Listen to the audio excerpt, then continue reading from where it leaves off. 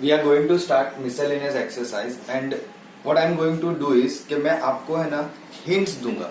Correct. I will draw the graph. I will tell you कि किस तरह से इक्वेशन बनेगी and I will leave it the integration part for you people. है ना, आप लोग आराम से कर सकते हो. अगर आपने पूरा इंटीग्रेशन चैप्टर सीखा है तो आपसे इजीली इंटीग्रेशन तो हो जाएगा. Correct. So let's start with question number 1. What do we have? So in this we have the first one. Okay, there are two questions actually. Area under the given curves and given line. So that is what we have in this one. So let's say first one, what do we have? Y equals to x square, x equals to 1, x equals to 2 and x axis. Correct. This conditions are given and based on this we'll draw a graph and I will give you the form of integration and then you will do it by yourself. Correct. करना कैसे है ध्यान से समझना, बहुत easy question है. First of all y equals to x square, यानी कि हमारा ये जो कर्व का इक्वेशन है it is of parabola. Very simple. Now this parabola will open right hand side, left hand side, upward, downward. That's what we need to identify. How we can identify? So see, whatever the value of x you will put, whatever the value of x you will put here, you will always get y positive. Y can never be negative. है ना. इसका मतलब क्या, आपका जो भी answer आएगा y का, it can never go below x axis. यानी कि हम x की पॉजिटिव वैल्यू ले या नेगेटिव वैल्यू ले, it will always give us positive. है ना. So that means your curve will look like this. This is how your parabola is going to be. Simple. Two lines are given, x equals to 1 and x equals to 2. So I will just simply draw a line for x equals to 1 and x equals to 2. Consider this is 1 and this is 2.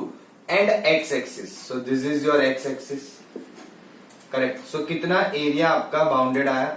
This much area. Correct. This is your bounded area because हमें bounded area find करना है with the curve, with this lines and x axis. तो इन सब से हमारा bounded area कितना होगा? This much. है ना. If you take this one तो क्या भाई x equals to 2 की लाइन वहां पे bounded नहीं कर रही है. Correct. If you go on the negative side, on negative x axis, तो वहां पे तो कुछ bounded है ही नहीं. There is no x equals to 1, no x equals to 2. You can't go beyond x equals to 2 as well क्योंकि यहाँ पे तो ये free है, अनबाउंडेड रीजन है. करेक्ट. सो ये सारी चीजों का आपको ध्यान रखना है. Now we get to know कि भाई हाँ ये रीजन हमें फाइंड करना है. कुछ नेम्स प्रोवाइड कर देते हैं. Let's say A B C and D. Correct. So required area जो है मेरा फाइंड करने का वो कितना होगा, तो कि वो होगा area of region A B C D. This is what I am suppose to find. कैसे करेंगे, तो कि देखो मुझे यहाँ पे लिमिट पता है. We are going to consider a vertical strip और वर्टिकल स्ट्रिप के हिसाब से हमारे लिए इंटीग्रल की लिमिट होगी 1 से लेके 2 तक और y dx. करेक्ट. अब y की वैल्यू कहां से आएगी, तो it will come from the curve. क्यों? क्योंकि हम कर्व के अंडर का रीजन या जो कर्व के अंडर का एरिया है वो फाइंड कर रहे हैं. Simple. So it will become 1 to 2. y की वैल्यू पुट कर दो x square dx. Now you know how to integrate this thing, है ना. I don't think so this is difficult for us to integrate. फिर भी पहला समय बता देते हैं. 1 से इंटीग्रेट करना है. So no 1 no 2. Directly x square का integration x cube by 3 limit 1 से लेके 2 तक. अपर लिमिट रखेंगे 2 का cube 8 minus lower limit 1 divide by 3.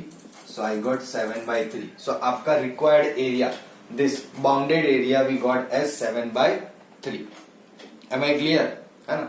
Now see, you can take a screenshot, है ना, so that we can go for the next problem. और फिर आप घर पे आराम से बैठ के लिख सकते हो. Am I clear? So now let's have a look at this one. कैसे करेंगे? Here the curve is y equals to x raised to 4. अब how are we supposed to draw a curve for having power 4, यानी कि this is a biquadratic kind, है ना. तो we all know that again same thing happen over here कि if I put any value of x it will give me positive value of y, because if I take minus 2 raised to 4 so it will still give me positive value of y, that means plus 16, but yeah it will give a big value क्योंकि power बड़ा है.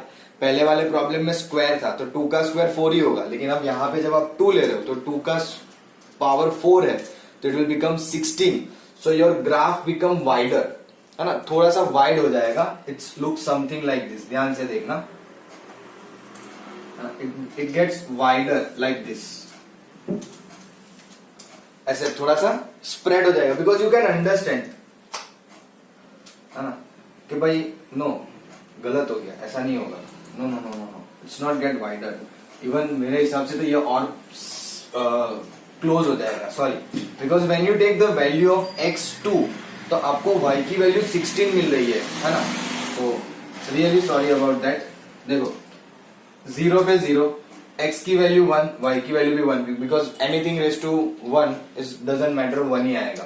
फिर 2 की value पे आप 16 पे चले जाओगे, it goes very higher value, है ना. तो वो कुछ आपका ऐसे जाएगा, ज्यादा सिंक होके, है ना. लेकिन अगर आपने इतना सिंक ये ग्राफ बना दिया जस्ट इन केस, तो प्रॉब्लम कहां पे है वो समझो.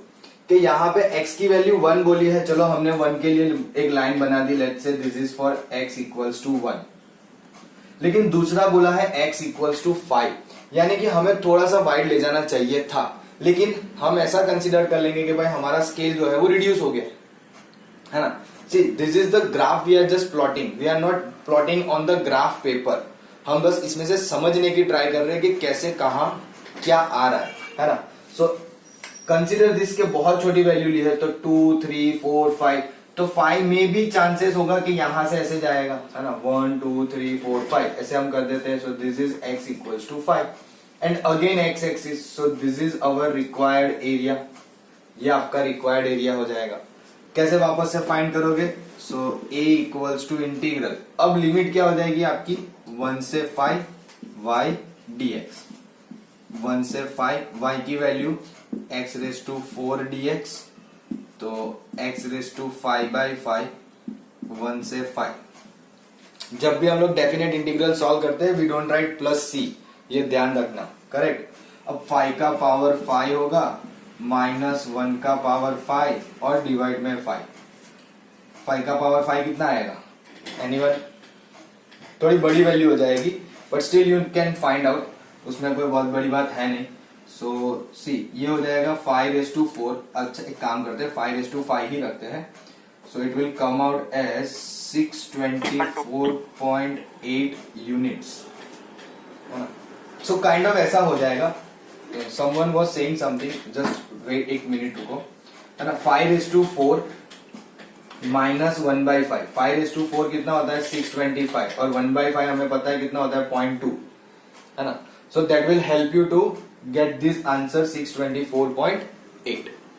एम आई करेक्ट, है ना. So this is how we are suppose to do. मैंने ये थोड़ा क्विकली खत्म कर दिया because I don't want to waste much time on this and we'll try to understand the next one. Again you can take a screenshot. Now let's go for question number 3. I will simply write the curves and we'll try to draw the graph. We have to find the area of the region lying in the first quadrant and bounded by y equals to 4x square, x equals to 0, comma y equals to 1 and y equals to 4. Now if you people have listened to me very carefully, तो मैंने दोनों problem में कहा कि vertical strip ले रहे, correct. Now pay attention in this particular problem कि इसमें कैसे करेंगे. So first let's plot the graph y equals to 4x square. So vertex is again 0,0 and curve will मतलब parabola will open upward, correct. So again same thing, graph ऐसे ही बनेगा हमारा like this, है ना. Now lines are this 3 is given as a line. So x equals to 0, इसका मतलब तो y axis ही हुआ ना, isn't it? If I say x equals to 0, that means it's just talking about y axis. Y axis पे ही x 0 होता है, बाकी तो कहीं होता नहीं है ना. So वो already available है, correct. दूसरा y equals to 1. So let's say y equals to 1 is over here. तो मैंने लाइन इस तरह से बना दी. This line is y equals to 1. ना कंफ्यूजन ना हो तो लिख देते हैं. और दूसरी लाइन है y equals to 4. So let's say y equals to 4 की लाइन यहां से बनाई. So this becomes your required region. अब देखो रिक्वायर्ड रीजन में हमें थोड़ा ध्यान देना है. क्वेश्चन ने क्लियरली बोला है दैट इन फर्स्ट क्वाड्रेंट हमें सिर्फ फर्स्ट क्वाड्रेंट में देखना है। सो फर्स्ट क्वाड्रेंट के अंदर x equals to 0, y equals to 1, y equals to 4 and your curve, this will be your required region. ये आपका रिक्वायर्ड रीजन होगा, correct, and this region we are suppose to find. अब generally आप vertical strip से भी चाहो तो कर तो सकते हो, लेकिन इस प्रॉब्लम को अगर आप वर्टिकल स्ट्रिप से करोगे तो you might feel little bit difficult, है ना। तो यहां पे हम इसे सॉल्व करेंगे with horizontal strip. What does horizontal strip means, एक बार समझा देता हूं जो नए हो। So consider this is your strip, जिसकी थिकनेस हमारे लिए क्या होगी, तो कि y एक्सिस पे है ना, तो इसकी थिकनेस dy होगी और इसकी वैल्यू जो मिलेगी वो हमें देगी x, जिसकी वजह से जब हम हॉरिजॉन्टल स्ट्रिप कंसीडर करते हैं तो एरिया के लिए लिखते हैं x dy, है ना। अब ये कहां से कहां तक में है, तो क्या हमें लिमिट दिख ही रही है सामने से ही कि y की वैल्यू 1 से लेके y की वैल्यू 4 तक, है ना। इसी के बीच में हमारा रीजन है, करेक्ट, और कर्व्स के अंदर, तो इसके हिसाब से हमारी लिमिट क्या हो जाएगी 1 से 4 x dy, और x की वैल्यू कहां से आएगी, फ्रॉम द कर्व। अब देखो कर्व है y इक्वल्स टू 4x², तो यानी कि x की वैल्यू क्या होगी, पहले तो x² होगा y/4 और ये हो जाएगा स्क्वायर रूट ऑफ y/2।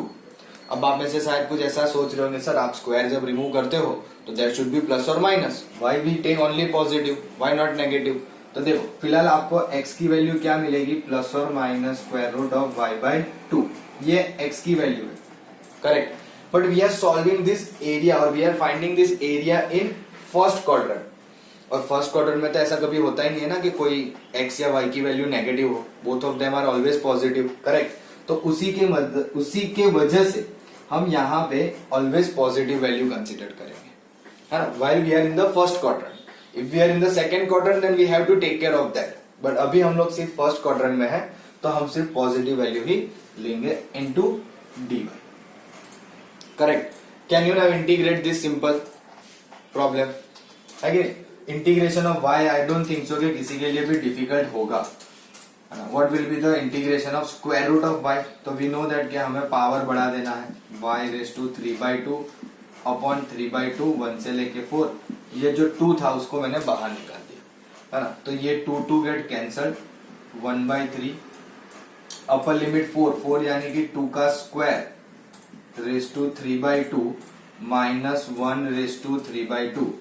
अब यहाँ पे ये दोनों कट, सो 2 का क्यूब 8 माइनस 1, यानी कि आंसर वापस 7/3 आया। वापस इसीलिए बोला क्योंकि हमारा पहले क्वेश्चन का आंसर भी 7/3 ही आया था, फर्स्ट क्वेश्चन का फर्स्ट वन जो हमने सॉल्व किया, in that also we got 7/3 and here also.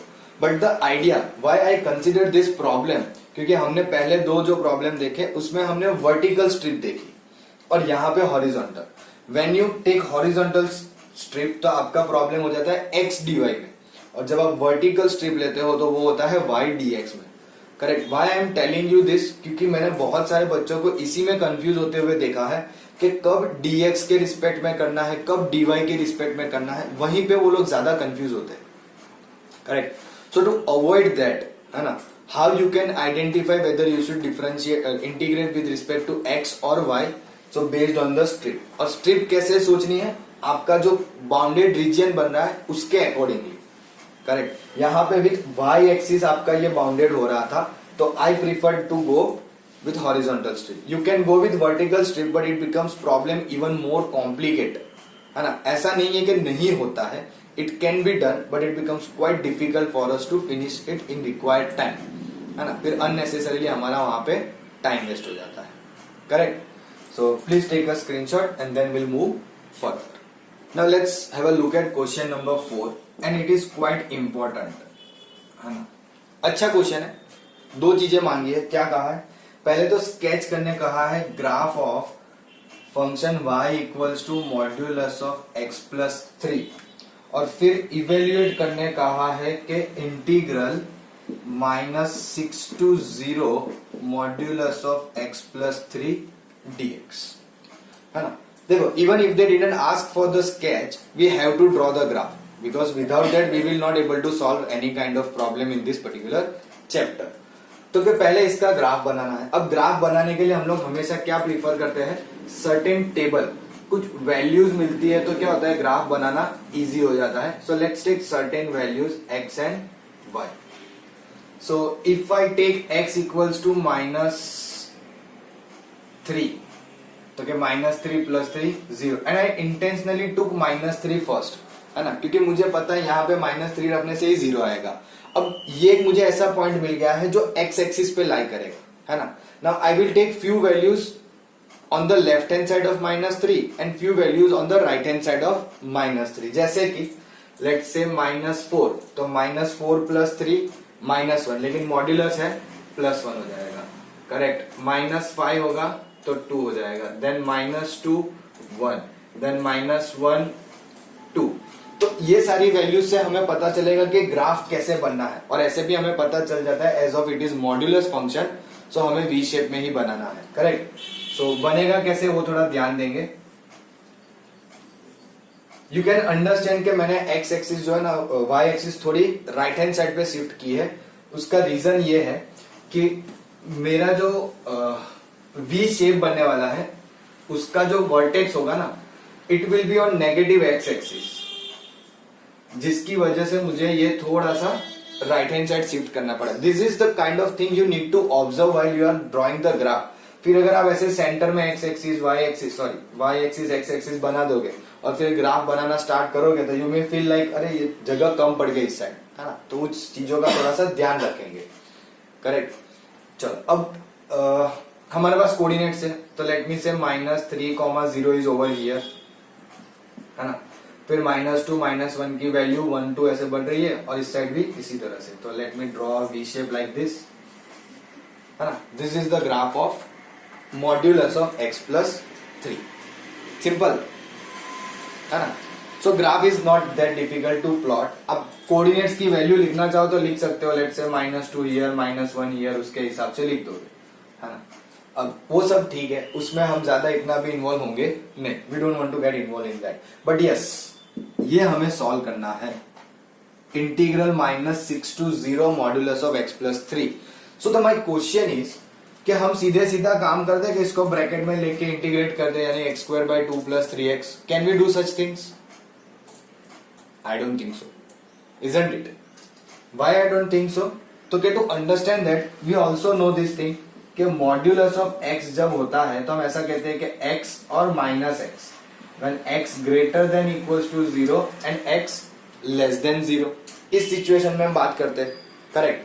So same thing if I look over here, कि जैसे कि यहाँ पे मेरे पास है मॉड्यूलस में x + 3, तो x + 3 will be there when x is greater than equals to -3, यानी कि x की वैल्यू -3 या उससे बड़ी कौन सी साइड होगी, on the left hand side और on the right hand side, है ना। So definitely on the right hand side, -2 -1 is always bigger than -3।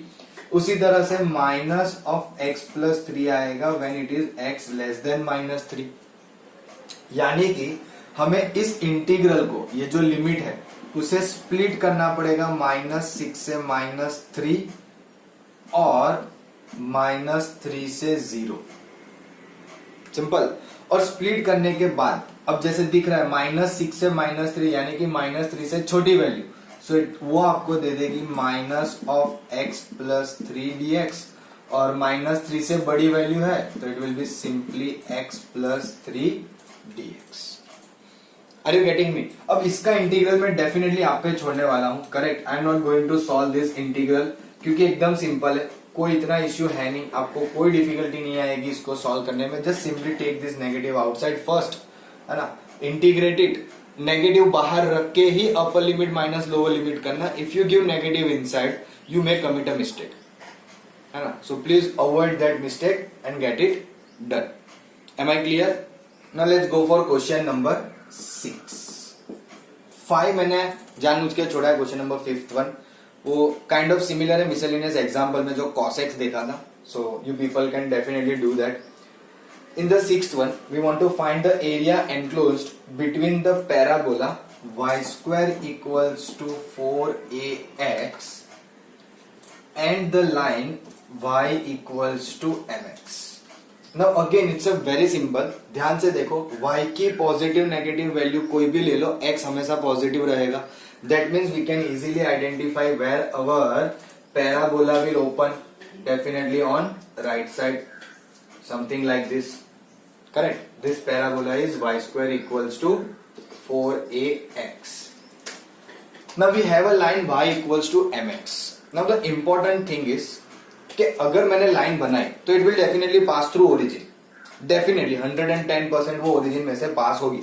But will it be a tangent to the parabola, will it go inside the parabola और will it go above the parabola? क्योंकि y equals to mx is a kind of a line जो हमारे लिए बहुत सारी बन सकती है ना. We can draw like this, isn't it? तो हमें यहाँ पे ये ऑब्जर्व करना है कि लाइन जो है वो कैसे जाएगी. करेक्ट. तो how can we do that? तो can we find an intersection point between this two line? Can we find an intersecting point between this two line? तो कि भाई चलो कैसे फाइंड करेंगे? तो एक काम करते हैं, let's replace the value of x. क्या आएगी x की value? y by m. So y square equals to 4a into y by m. एक y तो डेफिनेटली कट हो ही जाएगा, but still it will be m y square is equals to 4a y. तो y equals to 4a by m. अब चलो ये भी सब ठीक है, लेकिन इसमें भी कैसे पता चलेगा कि भाई y equals to 4a by m? तो देखो इससे ये तो क्लियर हो गया ना कि y मिला है ना. अब y की वैल्यू रख दो यहाँ पे तो आपको x भी मिल जाएगा. सपोज हमने रख दिया तो x कितना होगा? y की जगह पे हमें रखना है 4a बाई एम और यहाँ पे भी m है तो m स्क्वायर हो जाएगा, है ना. तो इससे एक चीज क्लियर ये होती है कि there is definitely going to be a intersecting point. इससे ये एक चीज क्लियर हो जाती है कि x और y की वैल्यू कुछ इस तरह से मिल रही है, इसका मतलब कि वहां पे कोई ना कोई इंटरसेक्टिंग पॉइंट तो आएगा ही. तो हम इजीली कोई भी लाइन, कैसी भी लाइन ओरिजिन में से पास होती हुई बना सकते हैं लाइक दिस. अब इंटरसेक्टिंग पॉइंट जो है वो a और m पे डिपेंड करेगा, तो वो वेरी करेगा. इट में इंटरसेक्ट हियर और हियर और हियर और हियर, डिपेंड, है ना. फिलहाल हमें a और m पता नहीं है, but still we can draw line like this जो हमें ये चीज डेफिनेटली बता दे कि हाँ इन दोनों का इंटरसेक्टिंग तो होगा ही. दैट मे बी ओरिजिन पे ही सिर्फ हो सकता हो, बट फिलहाल हमें इस तरह से इसमें कंसिडर करना पड़ेगा, है ना, क्योंकि कोई कंडीशन इन्होंने दी नहीं है. Now we are suppose to find the area bounded by the parabola and a line, यानी कि this is our required area, है ना. तो कुछ नेमिंग प्रोवाइड करेंगे, विथ अलोंग विद दैट कुछ इंटीग्रल की लिमिट्स भी डिसाइड करनी पड़ेगी, क्योंकि उसके बिना प्रॉब्लम होना नहीं है.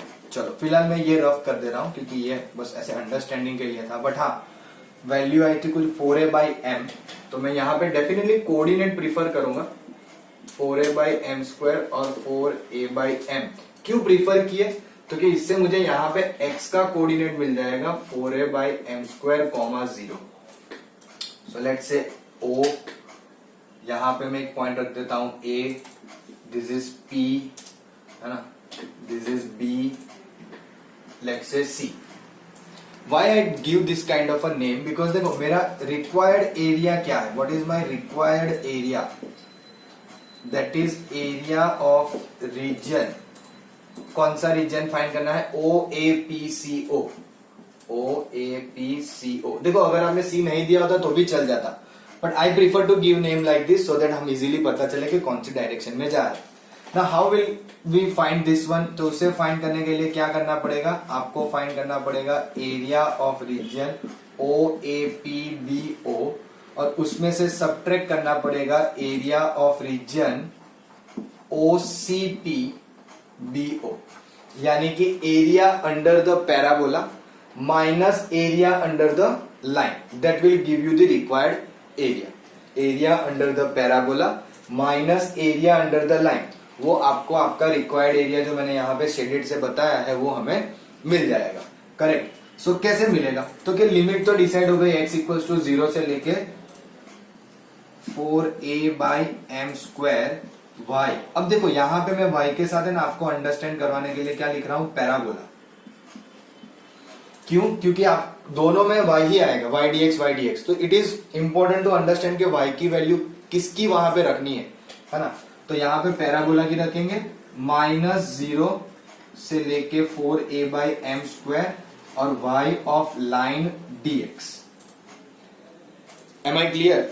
This is very important. ऐसे प्रॉब्लम्स हमारे लिए मैटर करते हैं, है ना। अब आगे तो कि भाई इंटीग्रल की लिमिट तो वही रहनी है। y ऑफ पैराबोला, पैराबोला ये रहा, कितनी आएगी value 2 square root of ax dx minus again 4a by m square y of line that is mx dx, है ना। फर्दर पार्ट में आपके लिए छोड़ूंगा जैसे मैंने कहा, लेकिन इसमें आपको इंटीग्रेशन में थोड़ा हल्का सा ज्यादा ध्यान देना पड़ेगा, because now limit is not a number, है ना। जनरली क्या होता था कि लिमिट 0 1 2 3 4 5 ऐसी कुछ आती थी, या नेगेटिव ज्यादा से ज्यादा, बट यहाँ पे limit is not only a number, it is kind of a variable और it's kind of having constant a and m। तो आपको उसका ध्यान रख के थोड़ा इंटीग्रेशन करना पड़ेगा। एंड अगेन अगर आपने 7 चैप्टर ध्यान से किया होगा तो आई डोंट थिंक सो कि इसका इंटीग्रेशन आपके लिए कोई भी तरीके से डिफिकल्ट रहेगा। एम आई क्लियर, है ना। So this kind of problems can come in exam as well, correct, क्योंकि यहाँ पे आपको एक कर्व है, एक लाइन है ना, and still it goes for certain kind of a problem के जहां पे आपको एक एरिया के अंडर से दूसरे का एरिया माइनस करना पड़ रहा है to get the required area, है ना। So this kind of problem will always be important. Simple. Please take a screenshot. Okay. Now let's go for question number 7. Again, ये क्वेश्चन में ध्यान से देखोगे तो आपको कर्व जो दिया है वो है parabola 4y equals to 3x square और लाइन प्रोवाइड की है 2y equals to 3x plus 12। Correct. तो सबसे पहले आपको क्या ध्यान रखना पड़ेगा कि किस तरह से हमारा कर्व बनेगा, और फिर देखेंगे कि क्या हमारे लिए पॉसिबल है यहाँ पे एरिया फाइंड करना। So definitely if I look at the parabola, so x square है यानी कि ओपन अपवर्ड होगा, समथिंग लाइक दिस, है ना, और लाइन है 2y equals to 3x plus 12। So anyhow आपको इसमें कोऑर्डिनेट्स फाइंड तो करने ही पड़ेंगे, ऐसा तो है नहीं कि डायरेक्ट हो जाएगा, है ना।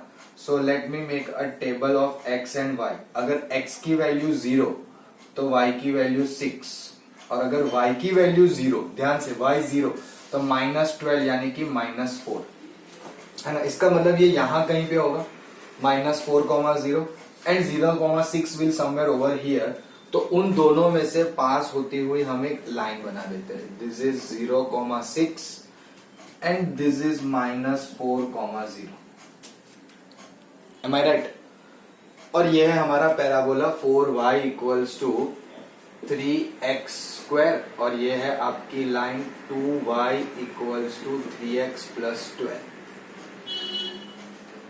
लेकिन इससे एक और चीज हमें फाइंड करनी पड़ेगी अब कि यहाँ पे इसका इंटरसेक्टिंग पॉइंट क्या आएगा, क्योंकि उसके अकॉर्डिंगली हम प्रॉब्लम सॉल्व कर पाएंगे। दूसरी बात, यहाँ पे डिफिकल्टी ये हो गई इस कर्व के अंदर कि हमारी जो ये लाइन है ना, उसने हमारे इस side right hand side of the part of parabola को इंटरसेक्ट ही नहीं किया। अब शायद ना भी करता हो, ऐसा पॉसिबल हो सकता हो, लेकिन let's find out the intersecting point first and then will plot the graph neatly again.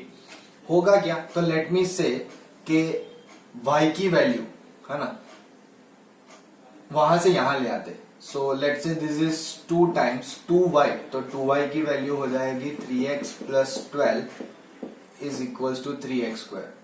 So 6x plus 24 is equals to 3x square. तो सब नेगेटिव पॉजिटिव साथ में कर लेते हैं ना।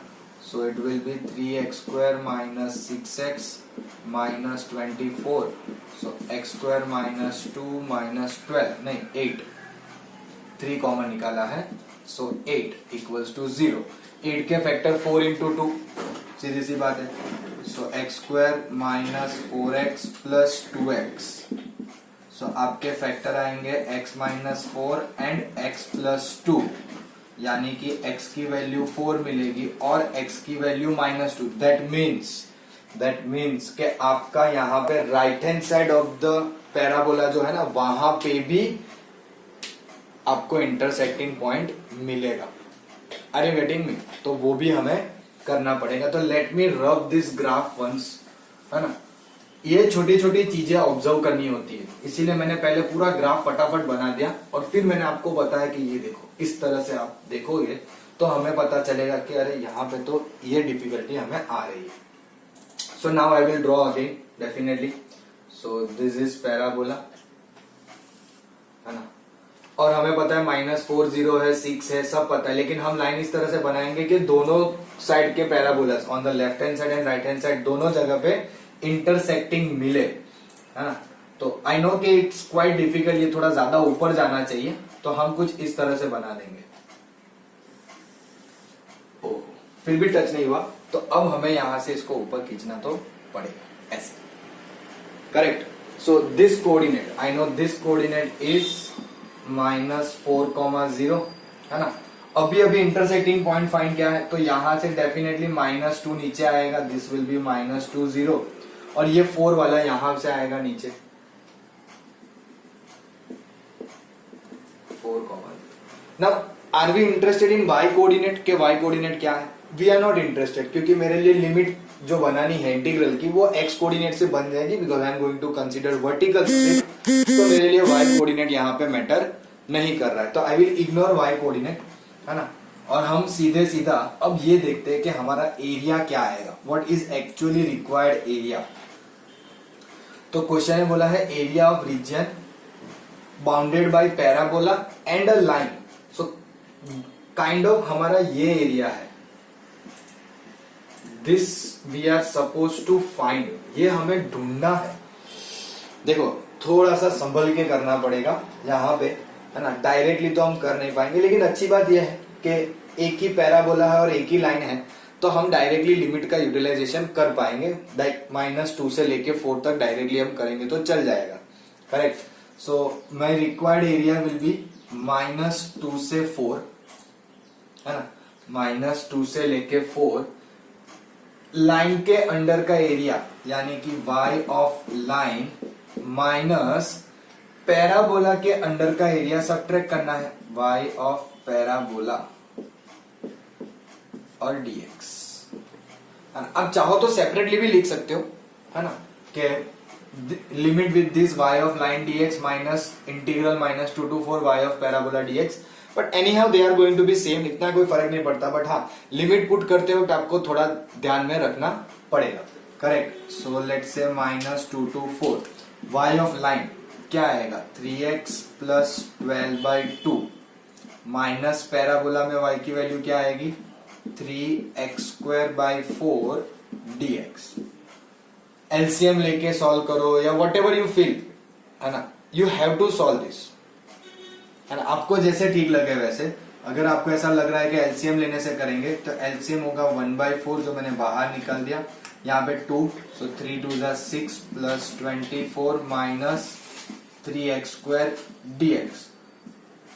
तो वापस से कुछ ऐसा नहीं हो रहा है कि ये क्वाड्रेटिक इक्वेशन ही बन गई, 3 भी कॉमन निकाल सकते हो आप लोग, है ना, we can easily take 3 common as well, so 3/4 minus 2 to 4, लेकिन क्वाड्रेटिक इक्वेशन भले बनी हो, हमें फैक्टर नहीं गिराना है, हमें इंटीग्रेट करना है ना। So this is 2x plus 8 minus x²।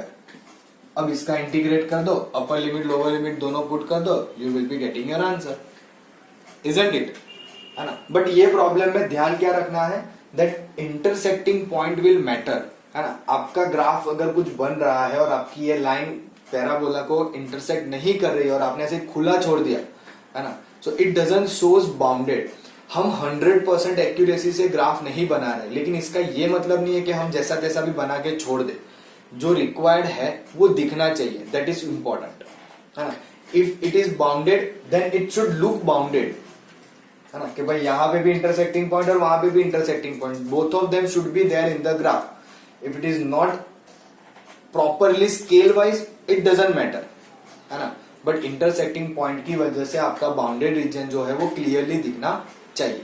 Nobody is going to ask you कि अरे -4 तो यहाँ पे -2 यहाँ कैसे आ गया, ये बड़ा गैप है ये छोटा gap, nobody will look for that, है ना, that is not important. Important is intersecting points are there, yes this is your bounded region, that should be look properly, वो आपके ग्राफ में अच्छे से दिखना चाहिए, then we can say कि भाई हाँ हमारा ग्राफ सही है ना। You people can understand, we are not supposed to draw this with a scale and pencil and very neat and clean scale लेंगे 1 centimeter equals to this much unit and all those things, कुछ नहीं करना है, simply draw करना है, but draw it with pencil so mistake हो तो हम रब करके वापस से उसको क्लियर कर सके। एम आई करेक्ट, है ना? चलो, तो I guess will stop here only for the day, will continue our exercise in the next class.